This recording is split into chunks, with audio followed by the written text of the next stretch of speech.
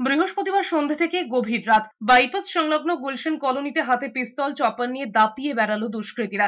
এক রাউন্ড গুলিও চলল বলে অভিযোগ। এই ঘটনায় শুক্রবারই সজিদ, ছোট রাজা, মধু নামে 3 অভিযুক্তকে গ্রেফতার করেছিল পুলিশ। শনিবার গ্রেফতার করা হয় মোহাম্মদ আম্বের নামে আর এক দুষ্কৃতীকে। কিন্তু এখনো পুলিশ গ্রেফতার করতে পারেনি মূল অভিযুক্ত মিনি ফিরোজকে। অথচ সোশ্যাল মিডিয়ায় রিল বানিয়ে হুমকি দিচ্ছেন মিনি ফিরোজ। এদিকে শুক্রবার ঘটনা সম্পর্কে কিছুই জানেন না বলে এড়িয়ে গেলেও শনিবার মেয়র ফিরহাদ হাকিম বলেছেন পুলিশকে আরো সক্রিয় হতে হবে। ঠিক 1 বছর আগে নভেম্বরে বাড়ির সামনে তৃণমূল কাউন্সিলর সুশান্ত ঘোষকে গুলি করে খুনের চেষ্টা করে দুষ্কৃতীরা। যদিও পিস্তল থেকে গুলি না বেরোনোয় প্রাণে বেঁচে যান সুশান্ত ঘোষ। এই ঘটনায় আদিল নামে এক দুষ্কৃতীর বিরুদ্ধে লুকআউট নোটিশ জারি হয়। আবুধাবি থেকে কলকাতা বিমানবন্দরে নামতেই গ্রেফতার করা হয়েছিল তাকে, কিন্তু যথেষ্ট প্রমাণের অভাবে জামিন পেয়েছে আদিল। এটা পুলিশকে আরো সক্রিয় হয়ে ক্রিমিনাল অ্যারেস্ট করতে হবে।